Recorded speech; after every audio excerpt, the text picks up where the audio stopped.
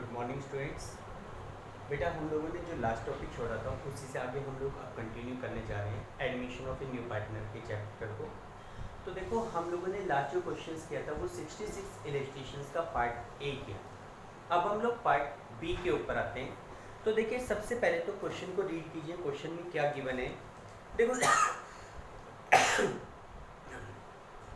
इस क्वेश्चन में आपको गिवन है कि X and Y are in partnership sharing profit in the ratio 5:3।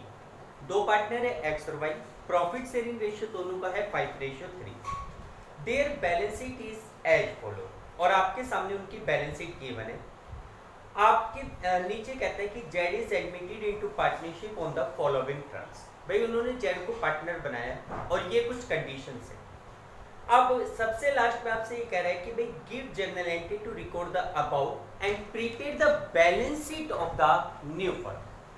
देखो आपसे क्वेश्चन में क्या पूछा गया है, भाई ये कह रहा है कि जर्नल एंट्री करो और फिर उसके बाद आपको बैलेंस शीट बनानी है। अब ये बात तो क्लियर है कि बैलेंस शीट बनाने से पहले आपको पार्टनर की कैपिटल का बैलेंस चाहिएगा, तो इसके लिए पार्टनर्स कैपिटल अकाउंट बनाना पड़ेगा। और कैपिटल अकाउंट बनाने से पहले एडमिशन से रिलेटेड रिवैल्यूएशन की कुछ टर्म्स हैं, तो उसके लिए रिवैल्यूएशन अकाउंट भी बनाना पड़ेगा। तो इसने अगर आपसे बैलेंस शीट पूछ भी ली तो भी आपको कैपिटल अकाउंट और बैलेंस रिवैल्यूएशन अकाउंट तो बनाना ही पड़ेगा। अच्छा, रही बात जर्नल की, तो जर्नल कैसे बनाते हैं वो मैं आपको तरीका बता चुका हूँ। जर्नल हम लोग नहीं बनाएंगे, हम लोग केवल नेसेसरी अकाउंट्स के ऊपर आते हैं। तो देखो सबसे पहले आपको इस क्वेश्चन में रिवैल्यूएशन अकाउंट बनाना पड़ेगा। तो सबसे पहले तो हम लोग बनाते हैं रिवैल्यूएशन अकाउंट।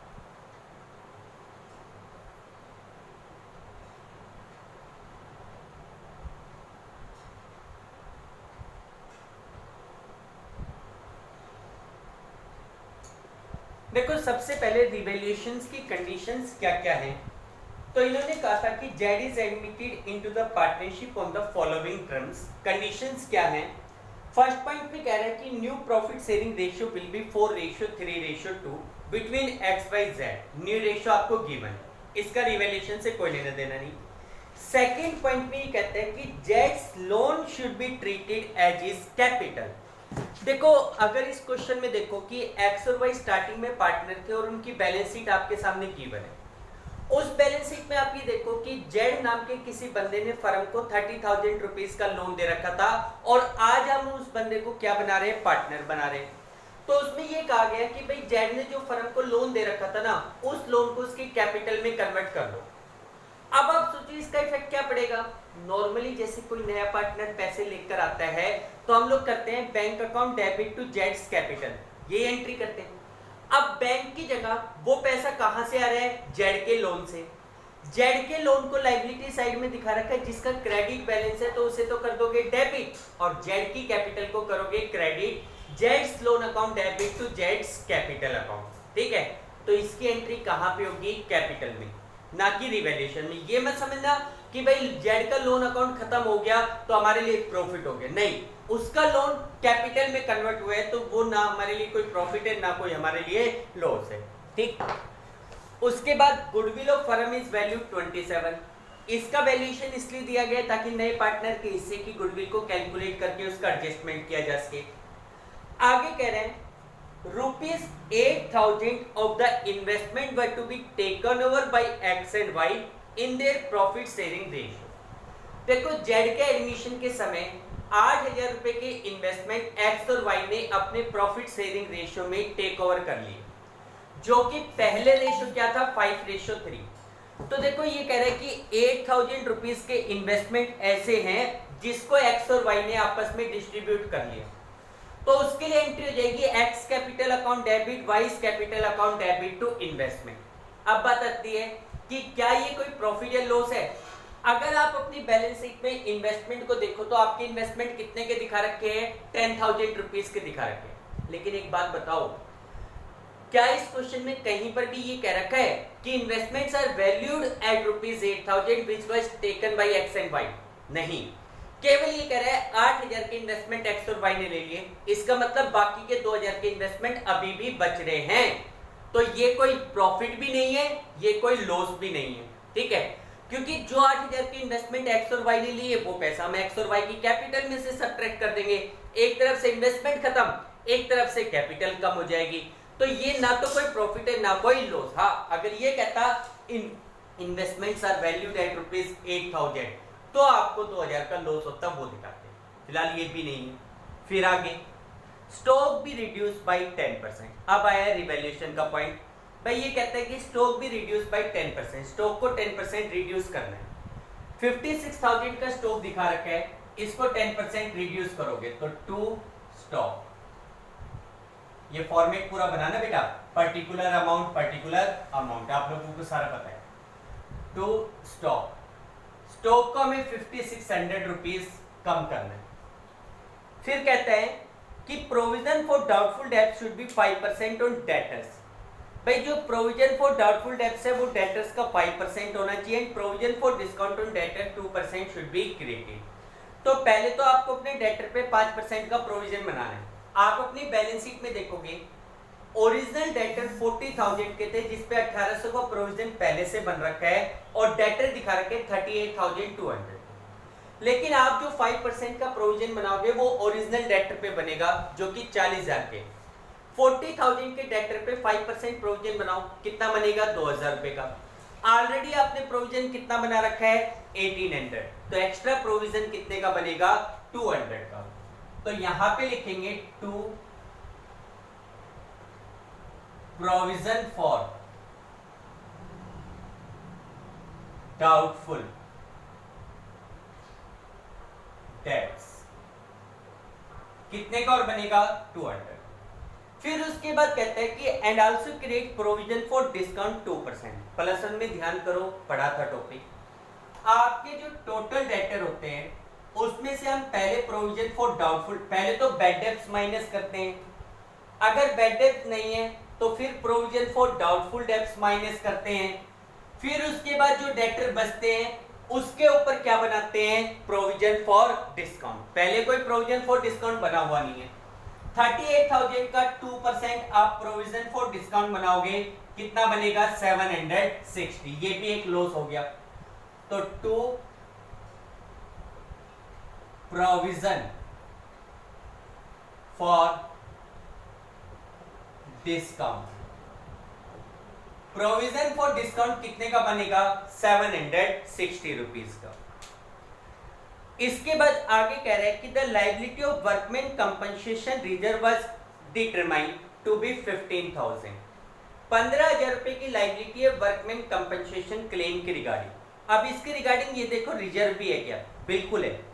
लेकिन आपके पास जो वर्कमैन कंपनसेशन रिजर्व है वो कितने का है 12,000 का और क्लेम कितने का है 15 का।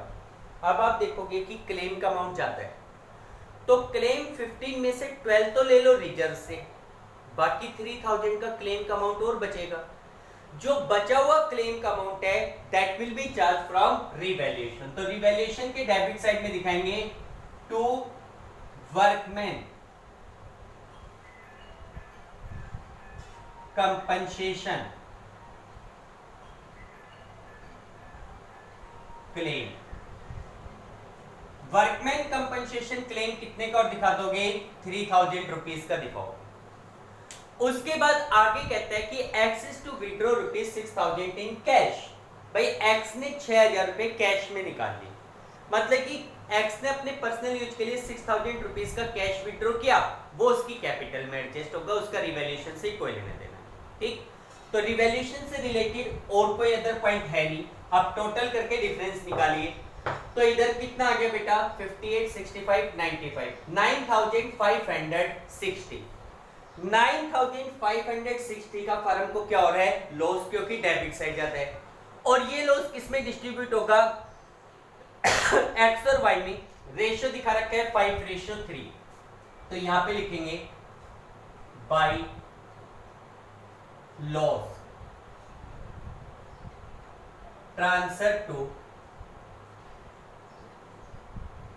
कैपिटल अकाउंट एक्स और वाई।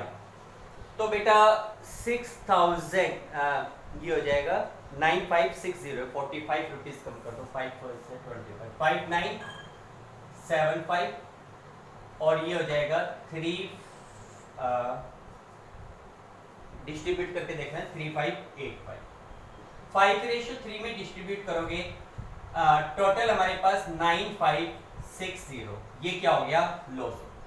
ठीक, तो ये तो आपके पास कौन सा अकाउंट हो गया बेटा रिवैल्यूएशन अकाउंट। इसके बाद सेकंड अकाउंट आप बनाओगे पार्टनर्स कैपिटल अकाउंट।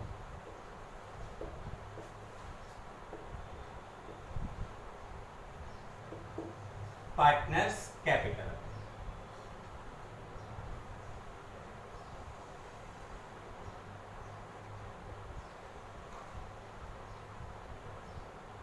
particulars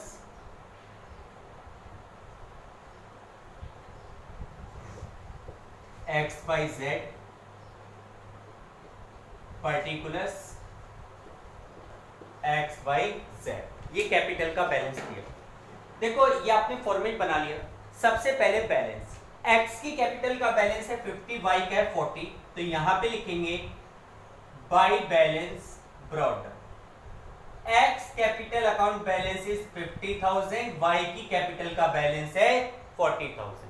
ठीक, अब इसके बाद पहले तो आप सबसे पहले बैलेंस शीट का आइटम देखो जिसको कैपिटल में ट्रांसफर करना हो। तो लायबिलिटी साइड में क्रेडिटर नहीं, वर्कमैन कंपनसेशन रिजर्व 12,000 का था जो कि क्लेम को राइट ऑफ करने में पूरे का पूरा यूज हो चुका। पार्टनर के लिए इस रिजर्व का कोई पैसा नहीं बचा। ठीक, उसके बाद जेड लोन, हालांकि जेड लोन का कुछ नहीं करना होता, लेकिन इस क्वेश्चन में ये कहा गया है कि जेड्स loan should be treated as is capital, तो यही कर दो, नहीं तो बाद में एडजस्टमेंट पढ़ के करना पड़ेगा। जेड के लोन को उसकी कैपिटल में कन्वर्ट करेंगे तो एंट्री क्या होगी, Jades loan account debit to जेड्स कैपिटल।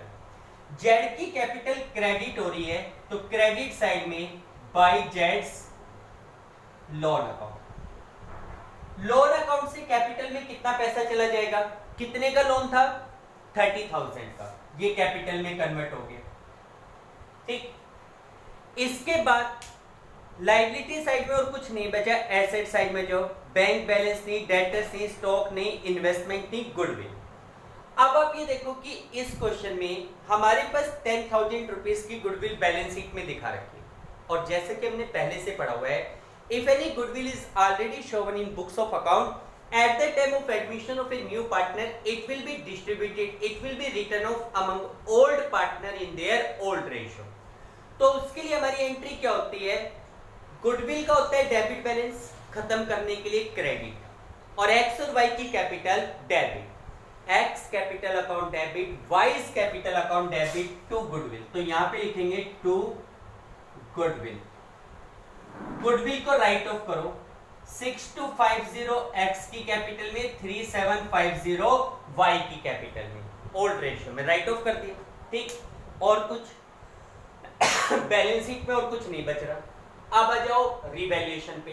लॉस हो रहा था, रिवैल्यूएशन अकाउंट हो रहा है क्रेडिट, तो capital account debit, debit side में टू रिवैल्यूएशन अकाउंट, कितने का लॉस है 5975 3585, ये रिवैल्यूएशन का लॉस हो गया। बैलेंस शीट हो गई, रिवैल्यूएशन हो गया। अब आओ एडजस्टमेंट पे। तो देखो एडजस्टमेंट में सबसे पहले तो कहता है कि भाई जेड एडमिट 1 न्यू रेशियो 432 है, ओल्ड रेशियो भी दे रखा है, न्यू रेशियो भी दे रखा है। सैक्रिफाइस रेशियो निकालने में काम आएगा गुडविल का ट्रीटमेंट करने के लिए, तो आप लोग निकाल के देख लेना।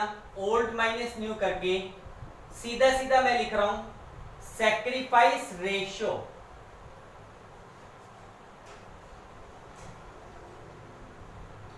of x and y that is 13:3। आप लोग करके देख लेना बेटा, ओल्ड माइनस न्यू ये करना आप लोगों को आता है, 13:3 आ जाएगा।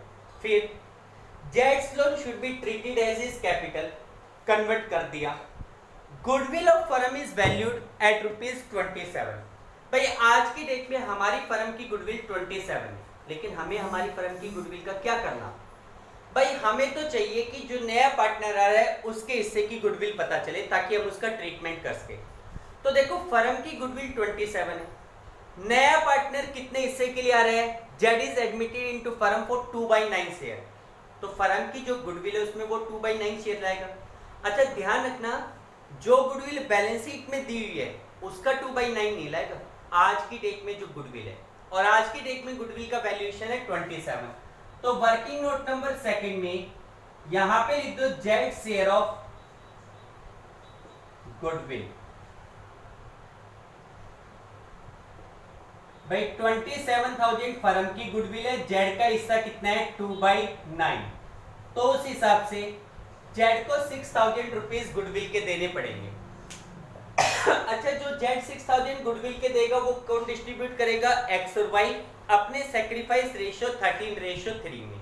ठीक है, तो इसका ट्रीटमेंट करने के लिए आप ये देखो कि जेड, अच्छा क्या इस क्वेश्चन में जेड अपने हिस्से की गुडविल कैश में ला रहा है? नहीं, देखो केवल ये कह रहा है कि जेड के लोन को कैपिटल मान लो, गुडविल फर्म की इतनी है तो उसमें हमने जेड का हिस्सा निकाल लिया। लेकिन इस क्वेश्चन में कहीं पर भी नहीं कह रहा कि Z is bringing his share of goodwill in cash. तो ये मान के चलो, मैंने आपको पहले भी बताया था कि जब तक क्वेश्चन में ये क्लियर ना कर दिया जाए कि new partner is bringing his share of goodwill in cash, तब तक ये माना जाएगा कि वो गुडविल का पैसा उधार में है और वो पैसा नए पार्टनर के करंट से लेना है। तो जेड का करंट अकाउंट से पैसा, जेड के करंट अकाउंट से पैसा लेकर एक्स और वाई की कैपिटल में ट्रांसफर करेंगे। एंट्री होगी Jades current account debit, Jades current account debit to x capital account to wise capital account. तो एक्स और वाई की कैपिटल के क्रेडिट साइड में क्या लिखा जाएगा? Bye Jades current account. 6,000 लोगे, 13:3 में डिस्ट्रीब्यूट करोगे तो बेटा 13:3 में डिस्ट्रीब्यूट करके देख लो। 375 को 13 से मल्टीप्लाई करोगे, 3 से मल्टीप्लाई करोगे तो ये आ जाएगा 1125 वाई का और 4875 एक्स का। चेक करके देख लेना बेटा, ये अमाउंट आ रहा है क्या? बिल्कुल ये आ रहा है। 4875 किसको मिलेगा? एक्स को, और 1125 वाई को। गुडविल का हो गया। उसके बाद आगे कह रहा था अगले पॉइंट में कि ₹8,000 of investment were to be taken over by X and Y in their profit sharing ratio. 8,000 के इन्वेस्टमेंट एक्स और वाई ने ले ली। हालांकि इन्वेस्टमेंट 10 के थे, लेकिन हो सकता है 2,000 के इन्वेस्टमेंट उन्होंने फर्म में मेंटेन करके रखने हो। तो 8,000 की इन्वेस्टमेंट एक्स और वाई ने ले ली। इन्वेस्टमेंट एक एसेट्स होती है जिसका डेबिट बैलेंस होता है। 8,000 की इन्वेस्टमेंट एक्स और वाई लेंगे तो वो कम होंगे। एसेट्स को कम करने के लिए तो करते हैं क्रेडिट। एक्स और वाई इन्वेस्टमेंट को ले रहे, दे आर रिसीवर, रिसीवर को करते हैं डेबिट। तो एंट्री क्या बनेगी? X capital account debit, Y capital account debit to investment account. 8,000 की इन्वेस्टमेंट एक्स और वाई ने अपने प्रॉफिट शेयरिंग रेशियो में लिया। तो कौन सा रेशियो, नया वाला या पुराना वाला? तो देखो बेटा, ये सारी कंडीशंस होती है जेड के एडमिशन से पहले की। ठीक है, तो ओल्ड रेशियो अप्लाई होगा। तो इसका मतलब 8,000 के इन्वेस्टमेंट 5:3 में लिए गए, तो 5,000 के तो एक्स ने ले लिए और 3,000 रुपीज के किसने ले लिए? वाई ने ले लिए। ठीक, फिर आगे कहता है कि स्टॉक भी रिड्यूस बाय 10% से कोई मतलब नहीं, प्रोविजन फॉर डाउटफुल डेब्ट्स नहीं, liability for workman compensation claim नहीं, X is to withdraw 6,000 in cash. भाई एक्स ने 6,000 रुपए कैश में निकाल लिए। तो देखो कैश या बैंक, बैलेंस शीट में दिया हुआ है बैंक, तो बैंक के थ्रू एंट्री करनी है। एक्स ने 6,000 रुपीज विथड्रॉ की, तो एंट्री क्या होगी? एक्स रिसीवर है डेबिट, बैंक से, क्योंकि बैलेंस शीट में केवल बैंक बैलेंस दिया हुआ है तो बैंक से मानना है। X capital account debit to bank, तो यहां पे लिख देंगे टू बैंक। एक्स ने कितना पैसा विथड्रॉ किया है? 6,000 रुपीज विथड्रॉ किया। ठीक है बेटा, क्लियर? इसके बाद और कोई पॉइंट नहीं दिया होगा। ठीक, कैपिटल में केवल यही है। तो लास्ट में क्या निकाल दोगे? बैलेंस।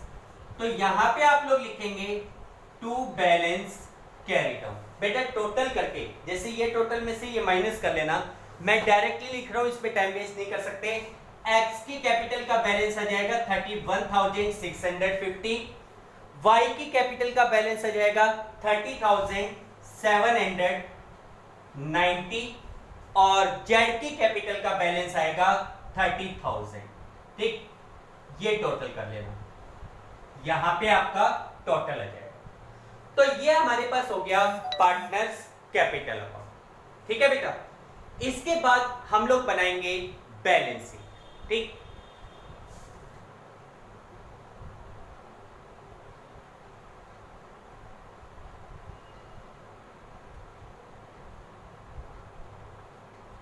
एज एट, जो भी डेट आपको गिवन हो।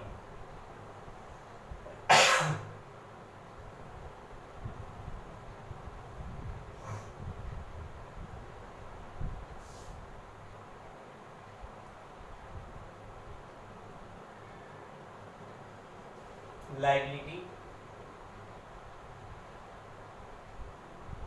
Amount assets and amount, liability amount assets and amount. ठीक, देखो सबसे पहले लाइबिलिटी साइड से चलिए। आपके पास लाइबिलिटी साइड में सबसे पहले दिया हुआ है क्रेडिटर्स, कितने के 28,000 के, आई थिंक कोई चेंज नहीं हुआ क्रेडिटर्स में, 28,000 के क्रेडिटर्स।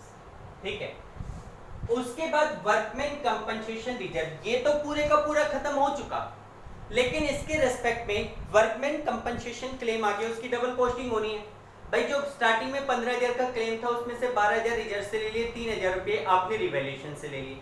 दूसरी तरफ वर्कमैन कंपनसेशन क्लेम के पैसे अभी देने हैं, तो वो लायबिलिटी मानते हुए यहां पे दिखाओगे लायबिलिटी साइड में workman compensation claim. Workman compensation claim का कितने का पैसा हो गया 15,000 रुपीज हो गया। कितना हो गया 15,000। इसके बाद आपको दिया हुआ है जेड का लोन, जेड्स लोन। तो बेटा इसका तो आपको पता ही है कि जेड का लोन आपने किस में कन्वर्ट कर लिया, जेड की कैपिटल में, छोड़ दो इसको। फिर इसके बाद कैपिटल अकाउंट, कैपिटल किस किस की एक्स वाई जेड। एक्स की कैपिटल का बैलेंस था 31,650, Y's capital account balance is 30,790 and जेड्स capital account balance is 30,000। Old balance sheet की लायबिलिटी के आइटम आपने शो कर दिए। उसके बाद एसेट साइड में कैश एट बैंक, तो बैंक बैलेंस कितने का है देखो बेटा बैंक में 15,800 का बैलेंस है। नए पार्टनर की क्या पोजीशन थी, ना तो वो कैपिटल का पैसा कैश में ला रहा, ना गुडविल का, कोई पैसा नहीं लाया। ठीक, अच्छा जो 15,800 उसमें भी एक्स ने 6,000 रुपीज विड्रॉ कर लिए थे, लास्ट में आपको दिया हुआ था, तो आपके पास बैंक बैलेंस कितना बचेगा 9,800। इसके बाद डेटर्स, डेटर्स 40,000 के, जिसके ऊपर दो प्रकार के प्रोविजन बन रहे हैं। पहले आप लेस करोगे provision for doubtful debts, less provision for doubtful debts, कितना 2,000, कितना बच गया 38। इसी प्रकार से less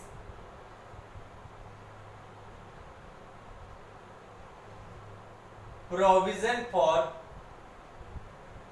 discount, provision for discount कितने का बना था 760, 37,240 के डेटर्स बचे।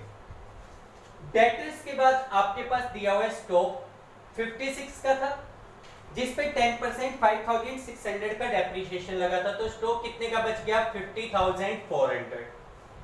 इन्वेस्टमेंट, इन्वेस्टमेंट बेटा हमारे पास 10,000 के थे, हालांकि इसके प्राइस चेंजेस नहीं हुए थे, लेकिन 8,000 रुपीज के इन्वेस्टमेंट को एक्स और वाई ने ले लिया था, तो इन्वेस्टमेंट कितने के बचेंगे 2,000 के। गुडविल हमने राइट ऑफ कर दी। उसके बाद प्लांट, प्लांट कितने का था 30 का, I think no change, plant कितने का जाएगा 30,000 का। ठीक इसके बाद एडजस्टमेंट को चेक कर लो, कोई एडजस्टमेंट बच तो गया नहीं गया। नए रेशियो से कोई मतलब नहीं, जेड के लोन को कैपिटल में कन्वर्ट करना है, तो लोन हटा के कैपिटल की रेट कर दी। गुडविल 27 है फर्म की, तो उसमें जेड का हिस्सा कितना था 6,000 था, जो कि हमने जेड के करंट अकाउंट से लिया था। एक्स और वाई की तो कैपिटल में ऐड हो गया, लेकिन जेड का जो करंट अकाउंट डेबिट हुआ है उसको डेबिट बैलेंस मानते हुए बैलेंस शीट की एसेट साइड में दिखाएंगे जेड्स करंट अकाउंट 6,000 रुपीज, ये गुडविल का हो गया। उसके बाद आगे कहते हैं कि 8,000 के इन्वेस्टमेंट एक्स और वाई ने ले लिए, इन्वेस्टमेंट से कम कर दिया, स्टॉक को भी कम कर दिया, प्रोविजन फॉर डाउटफुल डेट भी दिखा दिया, प्रोविजन फॉर डिस्काउंट भी दिखा दिया, वर्कमैन कंपनसेशन क्लेम कितने का है 15 का वो भी दिखा दिया, एक्स ने 6000 विड्रॉ किए थे वो बैंक में से माइनस करके दिखा दिए, सारे आइटम आप दिखा चुके। अब आप टोटल करके देख लेना, टोटल आपका इक्वल आ जाएगा। ठीक है, टोटल करके देखेंगे, टोटल आपका इक्वल आएगा। ठीक है बेटा, this is your balance sheet. Journal entry का फॉर्मेट मैंने आपको बता रखा है, जर्नल आप लोग खुद करके देखेंगे। ठीक है बेटा, क्लियर? तो देखो ये हमारे पास 66 क्वेश्चन का बी पार्ट था। इसके बाद जो नेक्स्ट क्वेश्चन है 67, क्वेश्चन बिल्कुल सिंपल है, आप लोग खुद करके देखेंगे। केवल एक जो लास्ट पॉइंट है उस पॉइंट के रिगार्डिंग मैं आपको बता देता हूँ। 5th पॉइंट, उसमें ये कह रहा है कि insurance premium amounted to 8000 was debited to profit and loss account. भाई 8000 रुपीज का इंश्योरेंस प्रीमियम था जिसको आपने P&L अकाउंट में डेबिट कर रखा है। वैसे भी डेबिट P&L में ही होता है, लेकिन इसमें से ये कह रहा है कि which rupees 3000 is related to the period after 31st of March 2017, जिस डेट को नया पार्टनर एडमिट हो रहा था। बस केवल ये पॉइंट कह रहा है कि 8000 का इंश्योरेंस प्रीमियम था जिसमें से 2000 रुपीज नेक्स्ट ईयर से बिलोंग करता है। तो इसके कहने का मतलब ये है कि केवल ये जो 2000 का इंश्योरेंस प्रीमियम है ये प्रीपेड है, तो इसको प्रीपेड इंश्योरेंस मानते हुए एक बार तो रिवैल्यूएशन के क्रेडिट साइड में दिखाओगे और एक बार बैलेंस शीट की एसेट साइड 2000, ये करके देख लेना। इलस्ट्रेशन 67 आप लोग खुद करेंगे। ठीक, अब इसके बाद हम लोग एक नेक्स्ट टॉपिक के ऊपर मूव करते हैं, that is hidden goodwill.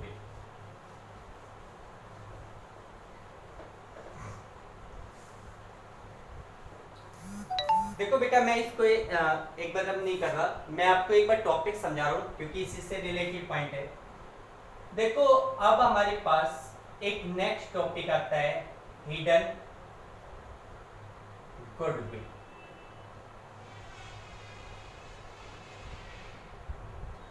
Hidden यानी कि छुपाओ। देखो हिडन गुडविल का मतलब होता है कि when the amount of goodwill is not known clear या नॉट गिवन क्लियर, यानी कि गुडविल के अमाउंट को हाइड करना, छुपाना, उसको क्लियरली क्वेश्चंस में शो ना करना। ठीक है, देखो जनरली हम लोगों को पता है कि जब किसी पार्टनरशिप फर्म में कोई भी नया पार्टनर एडमिट होता है, जैसे इस क्वेश्चन में जेड एडमिट हुआ था, तो new partner have to brought some amount for his share of goodwill. ठीक है, ये अलग बात है कि he is bringing his share of goodwill in cash और इन क्रेडिट, यानी कि उसके हिस्से की गुडविल चाहे कैश में हो चाहे क्रेडिट में हो, वो तो बाद की बात है। लेकिन मैटर ये है कि if at the time of admission of a new partner the amount of goodwill is not given. ठीक है, अब हमें पता है कि नए पार्टनर को गुडविल का पैसा कैश में लाना है। जैसे पिछले क्वेश्चन में हमने देखा था कि उसमें हमें ये दिया हुआ था कि फर्म की गुडविल 27 है और नया पार्टनर कितने हिस्से के लिए आ रहा था, फर्म में 2/9 शेयर के लिए। तो हमने ये निकाल लिया था कि जेड के हिस्से की गुडविल कितनी बनती है 6000। अब अगर वो कैश में ला रहे हैं तो कैश के हिसाब से एंट्री कर देते हैं, और अगर वो कैश में नहीं ला रहा तो जेड के करंट अकाउंट से लेकर, यानी कि नए पार्टनर के करंट अकाउंट से लेकर ओल्ड पार्टनर की कैपिटल में ट्रांसफर कर देते हैं। ऐसे ही करते हैं। लेकिन many times at the time of admission of a new partner the amount of goodwill of that partner और फर्म इज नॉट गिवन। देखो कई बार क्वेश्चन में ये गिवन नहीं होता कि how much amount the new partner have to pay for his share of goodwill. ठीक है, और चलो अगर ये भी देखो, कई क्वेश्चन में तो आपको सीधा सीधा बता रखा था कि नया पार्टनर इंक्लूड हो रहा है, he have to brought ₹9000 for goodwill. कई क्वेश्चन में आपको इस तरीके से दिया जाता था कि भाई फर्म की गुडविल इतनी है, नया पार्टनर इतने हिस्से के लिए आ रहा है, तो हमने उसके हिस्से की गुडविल को कैलकुलेट कर लिया। But in some questions it will neither be given that how much amount the new partner have to brought for his share of goodwill and what is the total amount of the goodwill of firm। ना तो नए partner के हिस्से की goodwill दी जाएगी, ना firm की goodwill दी जाएगी। फिर क्या करें? ठीक है, ये बात तो मानो कि नया पार्टनर फर्म में आएगा तो उस केस में गुडविल का ट्रीटमेंट करना जरूरी है, but the amount of goodwill of firm is not given. तो ऐसे सिचुएशन में आप लोग ये मानोगे कि goodwill of firm is hidden. भाई फर्म की जो भी गुडविल बनती है ना, उसका अमाउंट हिडन है, उसका अमाउंट छुपा हुआ है, वो अमाउंट आपको क्वेश्चन में गिवन नहीं। ठीक, now the question arise, how to find out the amount of hidden goodwill. भाई उस हिडन गुडविल के अमाउंट को कैसे फाइंड आउट किया जाए, ये क्वेश्चन अराइज होता है। तो देखो इसका सीधा सा तरीका ये है, आप एक बात बताओ कि नया पार्टनर फर्म में जब कैपिटल लेकर आता है तो वो किस हिसाब से पैसे लेकर आता है? सिंपल सा जवाब है। भाई एक बात मुझे बताओ कि आज मैं एक बिजनेस ऑपरेट कर रहा हूं, मेरे बिजनेस की जो टोटल वैल्यू है वो 5 लाख रुपीस है, उसकी सारी प्रॉपर्टी वगैरह मिलाकर कितने की बनते हैं? 5 लाख रुपए का बिजनेस बनता है। ठीक, अब मान लो मैं आप में से किसी एक बंदे को ये कहता हूं कि भाई आप हमारी फर्म के पार्टनर बन जाओ, आप मेरी फर्म में 50% के पार्टनर बन जाओ, आप एग्री हो। अब आप मुझसे एक क्वेश्चन पूछोगे कि मुझे कितने पैसे फर्म में लगाने पड़ेंगे। अगर मैं आपको ये कहूं कि भाई आप 20 लाख रुपए लगा दो, तो क्या आप 20 लाख रुपए लगा दोगे? क्लियर? नहीं लगाओगे। कारण आप सीधा कहोगे कि सर आपकी बिजनेस की वैल्यू है 5 लाख रुपए, आप मुझे 50% शेयर दे रहे हो और आप मुझसे लगवा रहे हो 20 लाख रुपए। भाई किस हिसाब से? आपके बिजनेस की वैल्यू 5 लाख रुपए, मेरा हिस्सा 50% है, तो मुझसे 50% पैसे ही तो लगवाओगे, यानी कि 2.5 लाख रुपए, है ना। तो अगर आप हमारी फर्म में पार्टनर बनोगे तो आप फर्म की टोटल वैल्यू में आपका जो हिस्सा बनता है उसी हिसाब से तो पैसे लेकर आओगे। क्लियर है? तो यही बात यहाँ पे नए पार्टनर पे अप्लाई होती है। चलो इन क्वेश्चंस में तो हमने इस चीज को ध्यान दिया नहीं और ना ही इन क्वेश्चन में इन चीजों को फॉलो किया हुआ था। जनरली जब नया पार्टनर फर्म में इंक्लूड होता है तो he brings the proportionate amount as per total value of the firm as is capital, यानी कि फर्म की जो टोटल वैल्यू है उसके अंतर्गत अपने प्रपोर्शनेट शेयर के हिसाब से पैसा लेकर आता है। यानी कि अगर फर्म की टोटल वैल्यू अगर 10 लाख रुपए बनती है और new partner is included for 1/5 share, तो वो बंदा क्या करेगा? 10 लाख का 1/5 यानी कि 2 लाख रुपीस ही कैपिटल के रूप में लेकर आएगा। ये बात मानते हो आप लोग? ठीक। अब एक बात है, मैंने कहा कि गुडविल हिडन है, हमें गुडविल का अमाउंट फाइंड आउट नहीं है, तो हमें उस हिडन गुडविल को फाइंड आउट करना है। तो कैसे फाइंड आउट करेंगे?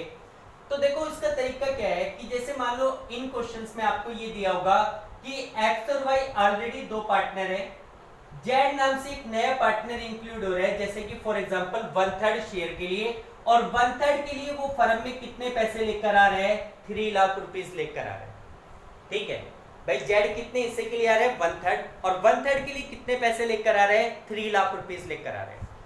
तो उस हिसाब से अगर आपको हिडन गुडविल को फाइंड आउट करना है तो हिडन गुडविल को फाइंड आउट करने का तरीका आपका ये होगा कि first of all you will calculate what should be the total capital of the firm. भाई पहले तो आप ये निकालो कि फर्म की टोटल कैपिटल क्या होनी चाहिए according to the capital of new partner. नए पार्टनर की कैपिटल के हिसाब से what should be the total capital of new firm. फिर आप ये फाइंड आउट करो what is the actual capital of firm. यानी कि हिडन गुडविल को फाइंड आउट करने का तरीका क्या है?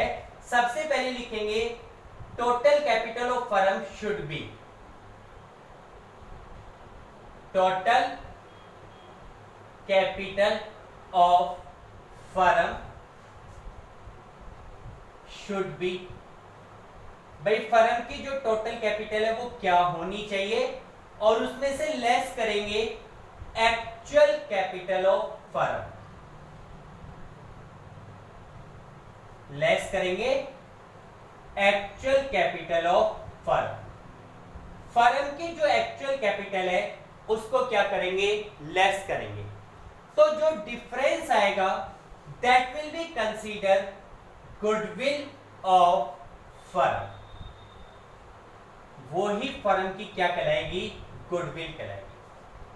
जो डिफरेंस आएगा वो गुडविल ऑफ फर्म कहलाएगी, लेकिन हमें फर्म की गुडविल नहीं चाहिए, हमें नए पार्टनर के हिस्से की गुडविल चाहिए। जैसे हमने प्रीवियस क्वेश्चन में किया, टोटल गुडविल ऑफ फर्म आ गई 27, जेड कितने हिस्से के लिए आ रहा था? 2/9, तो हमने जेड का हिस्सा निकाला। ठीक, तो इसी प्रकार गुडविल ऑफ फर्म आएगी, उसमें नए पार्टनर का हिस्सा निकाल लेंगे। अब अगर वो कैश में पैसा ला रहा है तो कैश के हिसाब से ट्रीटमेंट कर देंगे, और if new partner is not bringing his share of goodwill in cash तो उधार के हिसाब से ट्रीटमेंट कर देंगे। ट्रीटमेंट हमें पता है, मेन बात है गुडविल निकालना। अब इसमें हमें दो चीजें चाहिए, एक तो चाहिए total capital of firm should be, भाई फर्म की टोटल कैपिटल कितनी होनी चाहिए। तो उसको निकालने का तरीका क्या है कि भाई जैसे जेड, अभी मैंने बताया कि जेड जो भी नया पार्टनर आएगा वो फर्म की टोटल वैल्यू या टोटल कैपिटल में अपना प्रपोर्शनेट अमाउंट लेकर आता है। तो आप ये देखो कि जेड 1/3 शेयर के लिए आ रहा है फॉर एग्जांपल, और कितने पैसे लेकर आ रहा है 3 लाख। तो 1/3 के लिए कैपिटल है 3 लाख, तो फर्म का जो टोटल शेयर होता है 1 के लिए कैपिटल कितनी हो जाएगी 3 लाख डिवाइडेड बाई 1/3, 3 ऊपर चला जाएगा 3/1 हो जाएगा, रेशियो रिवर्स हो जाता है। तो उस हिसाब से फर्म की टोटल कैपिटल आ जाएगी 9 लाख। ये कैपिटल फर्म की होनी चाहिए। ठीक, पहले आपने निकाल लिया total capital of firm should B, तो जेड 1/3 के लिए 3 लाख ला रहा है, तो 1 के लिए कैपिटल कितनी हो जाएगी 9 लाख रुपए। ठीक, ये तो हो गई total capital of firm should B. फिर उसमें से लेस करना है actual capital of firm. Actual capital कैसे निकलेगी, सारी एडजस्टमेंट करने के बाद एक्स की कैपिटल, सारी एडजस्टमेंट करने के बाद वाई की कैपिटल, और सारी एडजस्टमेंट करने के बाद नए पार्टनर की कैपिटल। ठीक है, जैसे कि फॉर एग्जांपल सारी एडजस्टमेंट करने के बाद x की कैपिटल है 2,20,000, y की कैपिटल है 2,80,000। ठीक है, और जेड फर्म में आ रहा था कितने पैसे लेकर आ रहा था 3 लाख। तो एक्चुअल कैपिटल कितनी है 220 प्लस में 280, 5 लाख प्लस में जेड की कैपिटल 3 लाख। तो एक्चुअल में कैपिटल कितनी है 8 लाख, होनी कितनी चाहिए 9 लाख। तो 1 लाख क्या मानी जाएगी गुडविल ऑफ फर्म। ठीक है बेटा, एक क्वेश्चन से क्लियर हो जाएगा ये। देखो आपकी बुक में इलस्ट्रेशन नंबर 68 दिया गया है इसी से रिलेटेड।